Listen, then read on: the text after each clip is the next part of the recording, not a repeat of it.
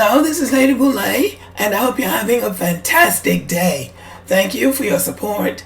Thank you for subscribing to the channel. Thank you for your thumbs up, for your comments, and thank you for sharing the videos. Thank you for all you do to support the channel. And yes, we are commanded to love one another, whether we want to or not, or whether we agree with each other or not. Well, everybody, this is a picture of the modern minority and the poor excuse of a human being who held back the crowd in Minneapolis as Derek Chauvin murdered George Floyd. He's doing everything he can to keep from going to jail.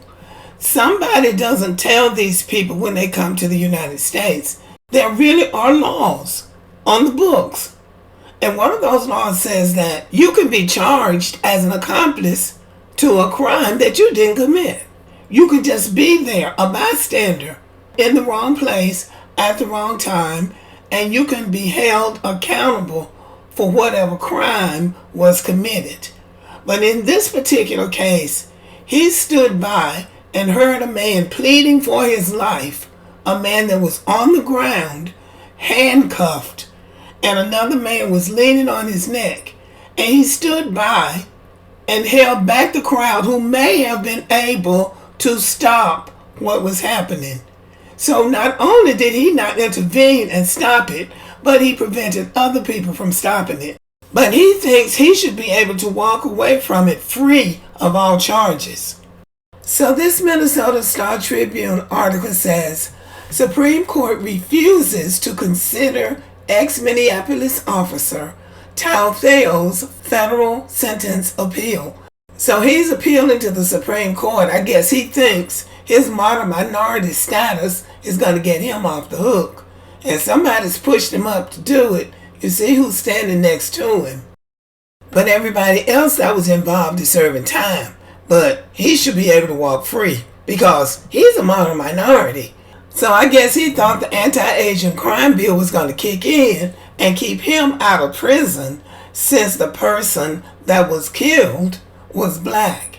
And the lower court had already found him guilty and said he violated George Floyd's civil rights. But he's going to go to the Supreme Court because I guess that's what they found so much success, these Asians. But the Supreme Court said, no, we're going to go with the lower court. You violated George Floyd's civil rights, you're going to jail. Let's see what it says.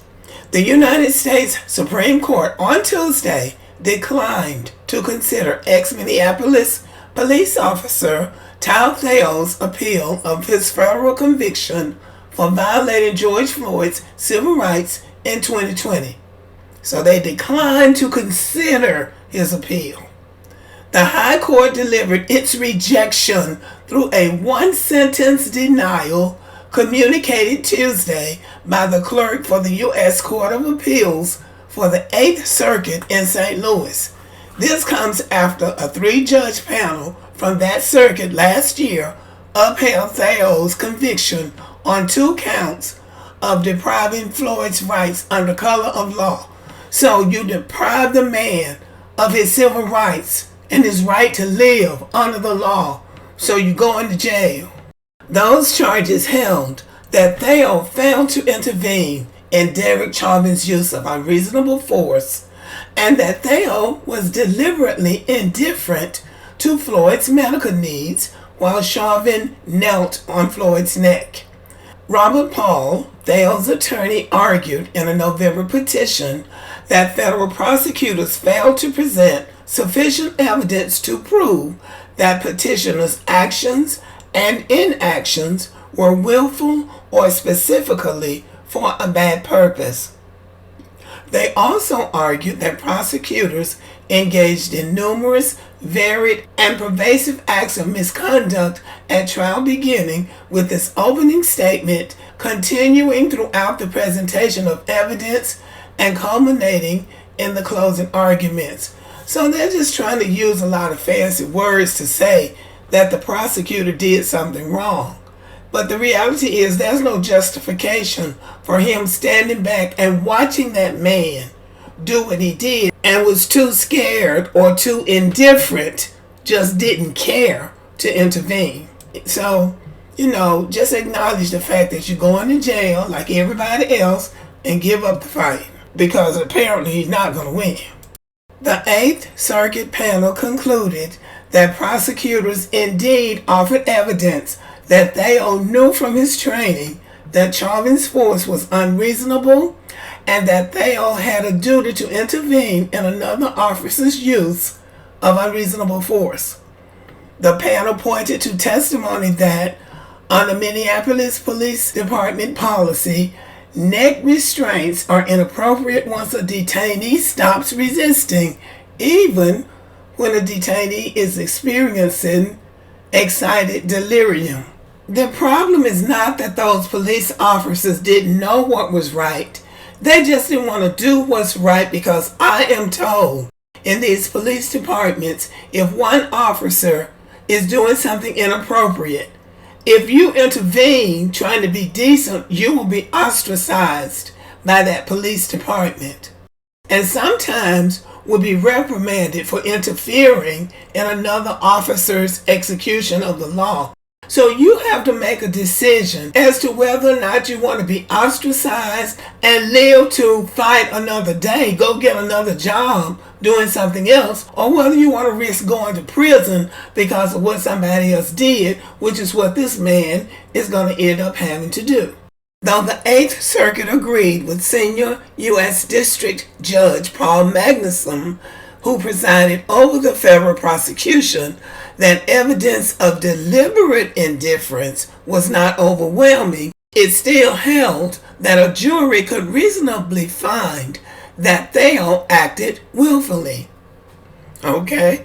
One of the 4 officers prosecuted in connection with Floyd's killing, Thao is serving a 3.5-year federal prison sentence and 4 years, 9 months in a state prison on state charges related to Floyd's murder, which sparked a global outcry. Alexander Kewen is serving more than 3 years, and Thomas Lane is serving 3 years for their respective state and federal convictions in the case. And see, that was the thing that did them in. It was a global outcry for what happened in Minneapolis. So in the past, they would have gotten away with that. Nothing would have been done. They wouldn't have lost their job. It would have been business as usual. But this is a new day, and everybody is going to have to accept that. Chauvin is also appealing his conviction on federal civil rights charges. The Supreme Court last year rejected his appeal of his second-degree murder in state court. Chauvin is serving a 22.5-year prison sentence for both convictions. So, see, if you don't want to go to jail, you need to follow the law too. Everybody is duty bound to follow the law. And so this is a lesson. This is a lesson for anybody, even in law enforcement. The long arm of the law can come down on you too. Now, what we have here is 2 black men who are the attorneys generals for their states. On the left is Keith Ellison. He is the attorney general for the state of Minnesota. On the right is Daniel Cameron. He is the attorney general, or was the attorney general, for the state of Kentucky. In both of these states, a tragedy happened to a black person at the hands of the police. Both of these men had the opportunity to show courage and a fair sense of decency. One of these men showed courage and one of them did not. Keith Ellison held those police officers accountable for what happened to George Floyd. He sent the case to the grand jury, they returned an indictment, and they went to trial, and now they are serving time or on their way to prison to serve time. Daniel Cameron would not take the case of what happened to Breonna Taylor before the grand jury. Therefore, those police officers were not prosecuted under the law in Kentucky. In August of 2022, federal charges were brought against those 4 police officers for violating her civil rights, excessive use of force, and obstruction. But had it not been for the federal government, they would have gotten off scot-free for killing Breonna Taylor. Daniel Cameron shows that it doesn't benefit black people just to have a black person figurehead in a powerful position, because you could have had a white person in that position and not do anything. So he was a useless black man in a position of power. That's what we can say. But Keith Ellison is an example of the kind of black person we want in office, not to do us any particular favors, but just to do what's right. It's a sad state of affairs and of any person's life when doing what's right is the hardest thing that you can do. This man will be going to prison for what happened to George Floyd, and it should be a lesson to everybody. We all need to do what is right. And if you don't, then you run the risk of going to jail. It's that simple. Okay, y'all, thank you for listening. Subscribe to the channel, give me a thumbs up, leave a comment, share the video, and as always, have a great day.